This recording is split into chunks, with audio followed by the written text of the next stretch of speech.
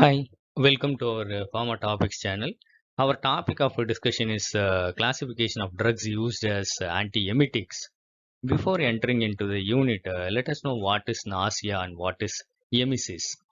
Emesis or vomiting is a physiological response to the presence of irritating or potentially harmful substances in the gut or the bloodstream. It may occur as a result of excessive vestibular stimulation, that is called motion sickness, or psychological stimuli such as fear, dread, or obnoxious sights or odors. Vomiting is frequently preceded by nausea. It is the sensation of vomiting is called nausea. So let us know the pathology of emesis and the neurotransmitters which are involved in it. So during pregnancy, it is called the emesis occurs at the first trimester. Intolerable emesis, you call it as morning sickness. So it stimulates the vomiting center in the brain. And during movements, that is motion, that motion is otherwise called as movement. It affects the vestibular nuclei. It sends the impulses to the vestibular nuclei, and that stimulates the vomiting center. And the next reason is there is any irritation in the GI, the gastrointestinal tract. It releases more of 5-HT3 neurotransmitters. The 5-HT, the irritants may be because of the bloodborne emetics or the local irritants. Both of them, they release 5-HT3 from the enteric neurons. So that stimulates the chemoreceptor trigger zone, or it may stimulate the solitary tract in the brain. And through the vagal afferents also, it can directly communicate with the vomiting center. The chemoreceptor trigger zone and solitary tract also communicates and sends messages to the vomiting center. That leads to emesis. So let us see the neurotransmitters which are involved in it. In morning sickness, the neurotransmitters involved are histamine and acetylcholine through his H1 receptors and M1 receptors. And H1 is involved in the motion sickness, and 5-HT3, H1, and M1 are involved in the chemoreceptor trigger zone. In the solitary tract, 5-HT3, dopamine, H1, M1, and neurokinins or substance P are all involved in the sending the impulses to the vomiting center, leading to vomiting. So we should have a triad of the vestibular system, the GIT, and the chemoreceptor trigger zone, all communicating with the vomiting center, which leads to emesis.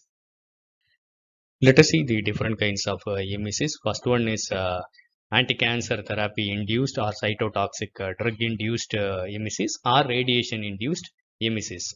They irritate the gut mucosa, different neurotransmitters are released, vagal afferents are activated, and emetogenic impulses communicate with the vomiting center through the nigrostriatum or the chemoreceptor trigger zone. The next one is motion sickness. It is through the vestibular stimulation or psychological or environmental factors that communicate with the vomiting center to cause nausea and vomiting. And the next one is the toxins or irritants. Uh, they irritate the gastric mucosa, and any irritation in the pharynx also communicate with the chemoreceptor trigger zone or the nigrostriatum, and that reaches the emetic center or the vomiting centers. Fear, emotion, anticipation, smell, or sight, they directly communicate with the higher centers, and that communicates with the emetic center that results in emesis. So let us see the classification of antiemetic drugs. One is a 5-HT3 antagonist, which is very widely used: ondansetron, granisetron, palanosetron, and ramosetron. H1 antihistaminics, they are promethazine, they are first generation antihistaminics, diphenhydramine, dimenhydrinate, doxylamine, and meclizine. Neuroleptics, they are called D2 blockers, chlorpromazine, trifluoperazine, and prochlorperazine.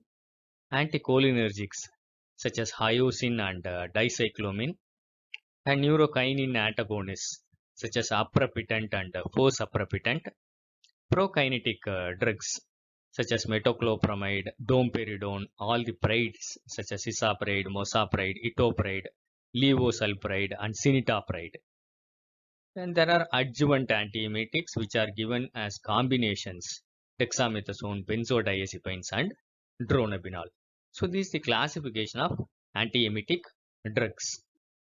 Let us see the therapeutic uses of antiemetics. So one is motion sickness, hyoscine is used.